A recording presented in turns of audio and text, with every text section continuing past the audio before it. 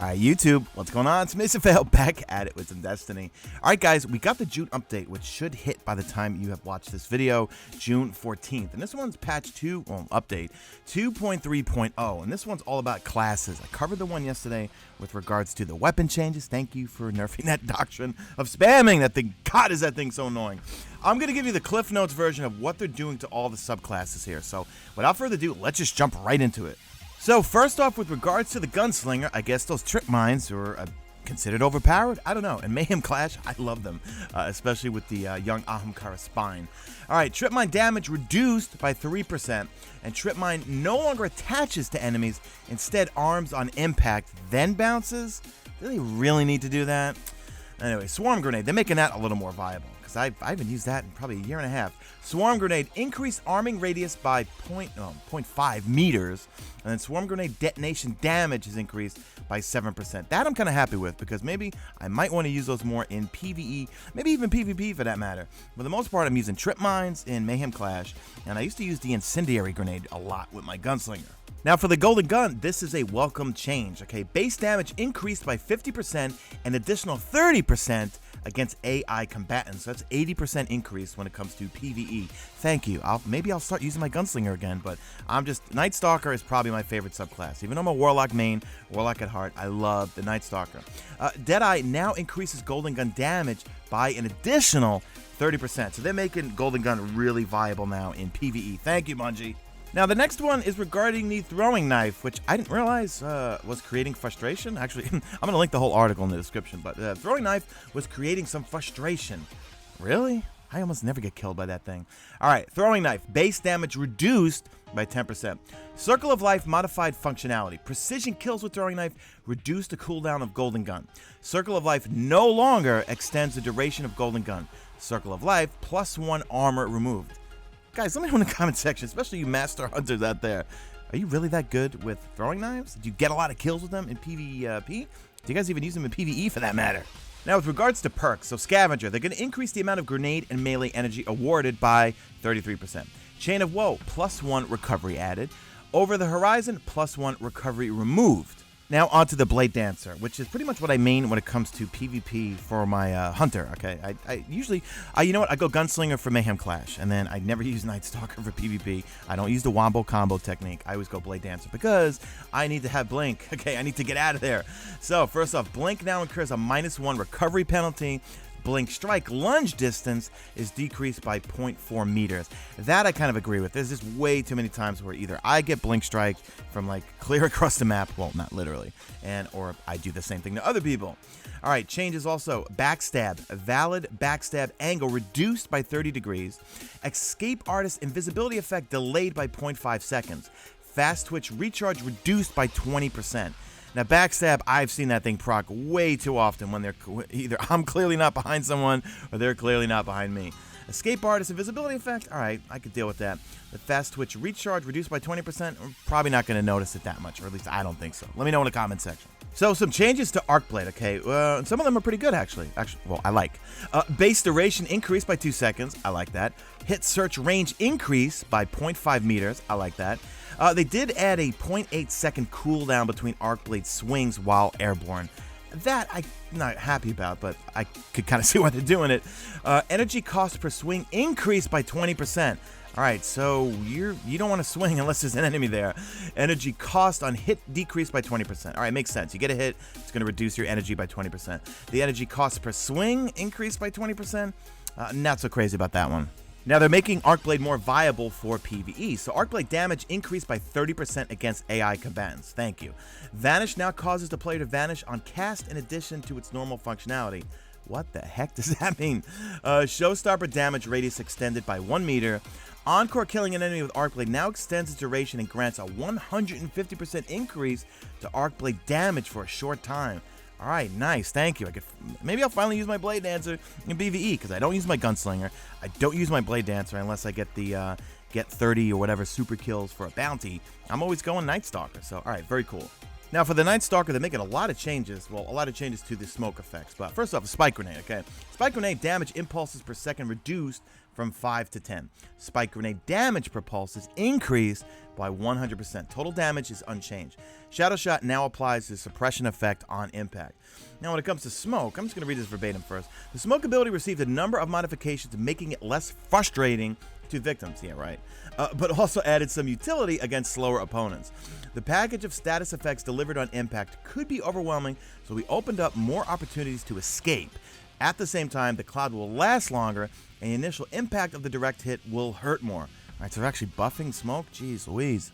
All right, so the impact damage is going to be increased by 34%. Impact suppression and damage over time duration reduced by 1 second. All right. Jump suppression removed from initial impact status effects. All right, so, all right, that's good. I like that. I'm just taking this all in. Base smoke cloud duration is going to be increased by 1 second. All right, not a big deal. And venom cloud duration increased by 1 second. Okay. And venom jump suppression removed from cloud status effect. Okay, because that's a big problem. Is once you get hit by those things, you can't move. All right, we got vanish in smoke +1 agility removed. And snare cloud duration increased by 1 second. So a number of changes, but I don't know. I'm not a wombo combo person, but I do get killed by it a lot. All right, then changes to some perks, and the last one I'm going to say is a real welcome one. All right, first off, Courage of the Pack now increases recovery, armor, and agility by 2 per stack. Courage of the Pack now stacks 3 times. A lockdown increases smoke duration by 2 seconds, plus 2 additional seconds with the snare upgrade. Predator now reduces the cooldown of the Shadow Shot ability. Here's the one I'm very happy about, and probably you Hunter Nightstalker PvP folks are not going to be happy about. Shade Step moved to a single dodge on a 3-second cooldown. So you're getting a cooldown on your freaking, oh my god. That made it to one of my top 10 annoying things in PvP. And if I remember, I'll annotate that video on screen. I did a top 10 of the most annoying things in the Crucible. Shade Step is one of them. I can't stand Shade Steppers because I feel like Shade Step, you can do left, you can do right, you can do back, you can do forward, and you go slightly invisible and I lose track of you. And people will argue, well, Blink's just as annoying. No, I don't think so. You know, me as a chronic blinker, I've been using Blink nonstop because I use a Warlock, Voidwalker for PvP, and Bladedancer for PvP. I feel like with Blink, it's very predictable where they're going to go. With Shade Step, I am always completely thrown off when you're trying to lay into someone and they're constantly Shade Stepping back and forth and back and forth and back and forth. You're like, all right, I'm not going to try to shoot you, just get out of my way. So that's it for the Hunter changes, and now we're going to talk about the other classes. They've had some tweaks too. So first off, Spike Grenades. Damage impulses per second reduced from 5 to 10. Spike Grenade damage per impulse increased by 100%. Total damage unchanged. Twilight Garrison moved the tactical air support ability to a single dodge on a 3-second cooldown. So basically, they're giving those Twilight Garrison folks, and I run into you all the time, whoosh, whoosh, whoosh, whoosh, constantly doing the Twilight Garrison air support thing. They're giving you a cooldown on it, which, you know what, I actually don't find that nearly as annoying as Shade Step. I don't run into too many Titans I'm trying to lay into, and they're constantly using their tactical air support to get out of there. They're tweaking the super damage, which is pretty good. Listen to this one, Titans. Hammer of Soul damage increased by 10% against AI combatants. Thank you. I feel like it's been so weak since the last nerf to the Fun Breakers.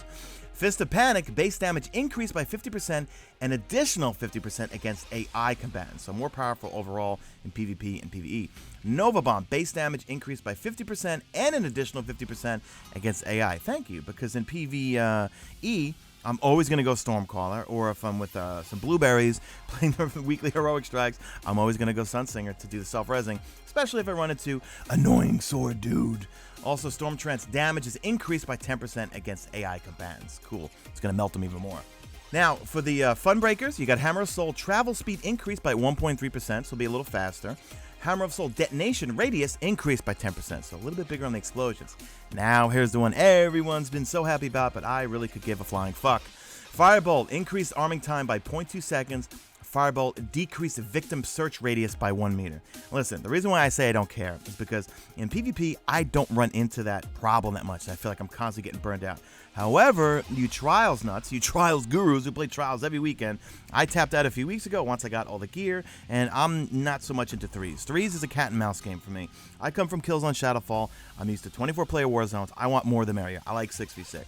But I do see, I watch Real Crafty stream pretty much every weekend, and I could see how annoying it is when you go up against a team of 3 Sunsingers running Viking Funeral, Touch of Flame, Firebolt lanes. So I guess you guys got your wish, right? Speaking of Viking Funeral, a Viking Funeral no longer extends the duration of Ignite effects. A Viking Funeral now weakens targets afflicted with the Ignite effects, causing them to take 5% more damage from all sources, stacking up to 3 times. The Flame Shield, this I find really annoying in regular Crucible. Flame Shield, 0.3 second delay added before the Overshield activation. Alright, that I'm cool with. And listen, I main a Warlock, but I gotta admit, you Sunslingers in PvP are really annoying, especially, well, for me at least. Not so much the Viking Funeral Touch of Flame Firebolt thing, the Flame Shield. Okay, so many times I'll get him to like near no health, and then he smacks me in the head like a baby seal, and then he's got a full shield up. What am I gonna do? So that is it for all the changes, guys. Let me know in the comment section what you guys think. Are you guys happy? Are you guys mad? What in particular interests you the most? Whether you main a Titan, whether you main a Warlock, or whether you main a Hunter. I know for me, I main a Warlock Voidwalker when it comes to PvP. When it comes to PvP with my Titan, I'm always going to go Striker Titan, Skating Striker. I'm going to skate around with my Might of Multi-Tool, and I'm going to Fist of Panic everyone. But I don't call it Fist of Panic for me, because I use it offensively. I know, I tease Titans a lot, because I feel like the only time I get killed by Fist of Panic is when I've just popped my Storm Trance, or I've just popped my... Do you hear those ambulances in the background? Sorry, I love the end of the video, because only the true subs stay to the end. Hashtag made it to the end. The only time I get killed by Fist of Panic is when I've either just popped my Bladedancer, or if on my Stormcaller, I've got my Storm Trance up, and I died to Fist of Panic. But let me know in the comment section. That's it, guys. I'm babbling through the end. I love you all. Drop a like at this video only if you see fit. Follow me on Twitter at Mesa. Check out my stream. Links will be in the description. That's it. I'm out of here like Vladimir.